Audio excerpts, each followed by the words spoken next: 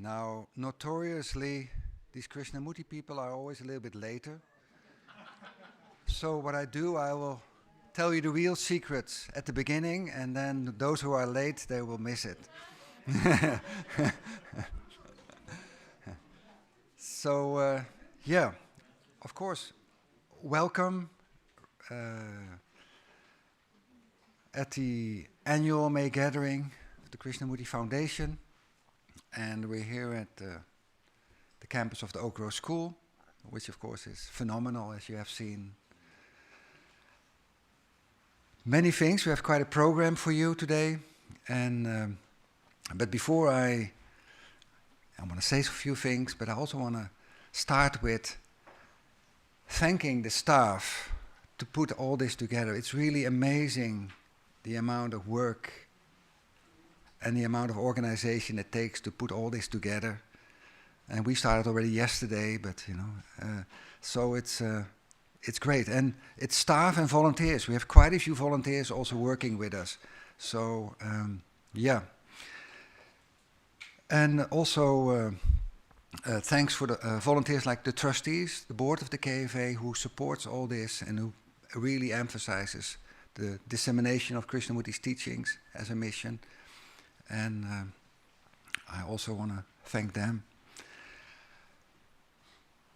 We're here.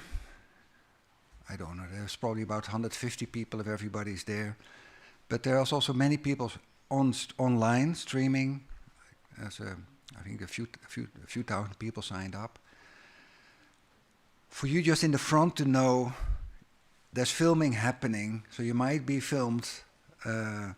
Yeah, if you really don't want to be filmed, it's better to sit at the back. I mean, most people are fine with it, but sometimes I know somebody doesn't realize it, although the cameras are there, but just for your own comfort, make a choice.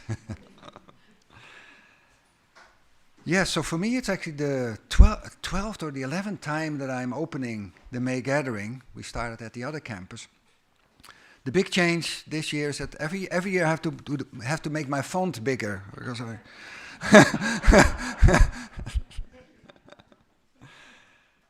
yes, so I'm really pleased to welcome you all. I am. It's for us as a foundation really a high point of the year. We try to put everything together and communicate with you and to create this event, which is not. I mean, it's not just an entertainment event, right? Of course, there's an entertainment part to it. You know, at its heart, it's a serious event. At its heart, yeah, we're trying to bring people together to really connect and to go deeper, explore questions that you haven't questioned before, be surprised, be open. Let's drop our opinions, look afresh at things. And for those who are new, you know, Krishnamurti didn't want to have followers. He didn't want to have believers. Don't accept anything he says. Tear it apart. Be critical. What's most important is that we really look at our own mind and at how our thinking works. And from there, maybe something new emerges. And I think that's, for me, really the core, right? Can we, as a human family, understand what kind of animal we are, how our brains function, how it's habituated, how it's conditioned, how it's shaped by all its years of evolution, biological evolution and cultural evolution, you know, how we as humans have organized ourselves. And in all that, we've built this society which has great things to say for, but also quite a few. You know, there's an ongoing conflict, internally and externally. So this meeting is also intent as a moment to reflect upon all that. Not to get gloomy, not to become alarmists about the world or the situation, but just to start looking, what is at the source of all this? What is originating? And to reflect upon this with friends, people with this interest in these questions, and with affection. You know, we don't have to tell each other what the right way of thinking is. It's about, okay, you know, I see this, I see that. What can we look at it together and can we explore something new? So I hope that this weekend here, and for those who are at home, still in bed, lying, watching, looking at a computer screen. Yeah, you know, that those kind of questions we can entertain and yeah, and for me, it's every year there's something new. For me, my understanding of my reading of Krishnamurti changes. It's not the same. Last year, certain things stood out. This year, other things stood out. And just to share a little bit, so I have to keep an eye on the time, so I'm good, I think. Yeah.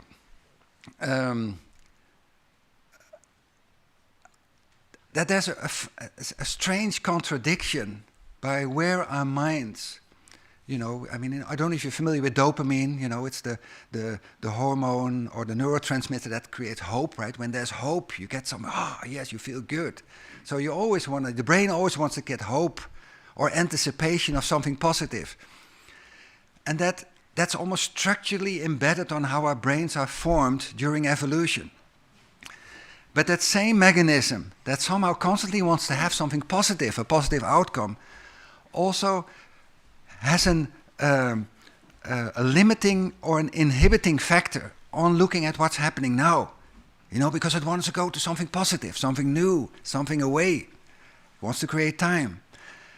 So we somehow, this kind of exploration into who we are at this very moment goes against how some structures of our brain are functioning, you know. And some of the questions are that we're putting here, is it possible to look at who we are now, how am I functioning now, what I have assumed to be true now, what is here happening now, without trying to create, and if I understand then, right? Because then dopamine again, you go, oh yes, that will be great. If I understand, I'm happy. If I understand, I get beyond something. If I understand, there will be no conflict. You know, that's creating time, dopamine, happiness, and that's what we want to go after. So, yes, that's my personal thing that I'm looking at this moment. So how does the brain work? What is really in the structure of our brain that we somehow have to understand also in order to tackle these kind of questions and to engage in these kind of questions? Because it goes deep. You know, these patterns and habits we're having, the habituated patterns are deep, you know. We're living it out. We're thinking, we have a narrative about ourselves, I do this because of this. I know myself, I do this. But that whole narrative is a very superficial aspect and doesn't describe at all what's actually happening underneath. It's the brain, the self, wants to have some kind of story about what it's doing, and it's often very positive, right? I did this, and because this and that, and that's all rational and coherent, but it's after the fact of what's already happening. So to understand, so it's not to try to understand the narrative we have about ourselves, but what are the underlying things that are happening that somehow really are acting in us, through us, and shape our relationships and shape who we are and how we look at things. So yeah, that's what I want to throw at you for tomorrow. Yeah, so we're in a way very privileged. The speakers that come here today and tomorrow, they will all have, from their perspective, studied the teachings, looked at Krishnamurti's work, looked at the questions, and tried to dig in and try to bring up for all of us different angles to explore life, right? Because it's life. I mean, of course, we can say it's studying the teachings, but in essence, it's studying our lives. And so, now none of us, me or anybody here, claims any authority or claims that they understand anything about this. We speak for ourselves, we share our own understanding, we share our own affection, our love for this work, because most of us are really, of course, taken by it. Nevertheless, don't accept anything. If you want to understand Krishnamurti, go directly to him, read his material, look at it.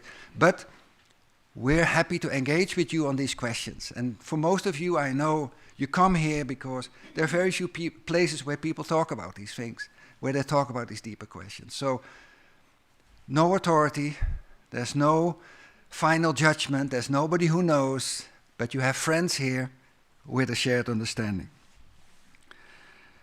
And the theme, of course, as you have seen, is choiceless awareness. I'm not going to talk about it much because the speakers are going to talk about that. It's a fascinating topic. It's also a topic that, some quotes or statements Krishnamurti made have become like really attributed to Krishnamurti, and this is one of them. If you go to Wikipedia, choiceless awareness is a Krishnamurti statement. Now, I think other statements have been taken by others also, but there are a few observers you observed, and there's a few more that's really, so choiceless awareness is really a core statement that he made, and it's also really attributed to him.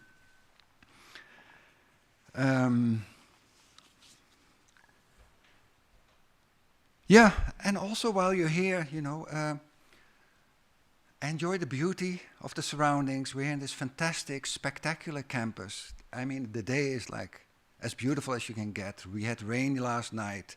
Everything is fresh and green, and this is the peak of being here. So please take moments to enjoy all this. And of course, I look forward also to exchange with you. We're all here for 2 days, so look forward to meeting you. And we're going to ask for a few minutes of silence now, and then Karolina Rojahn is going to play some Bach for us.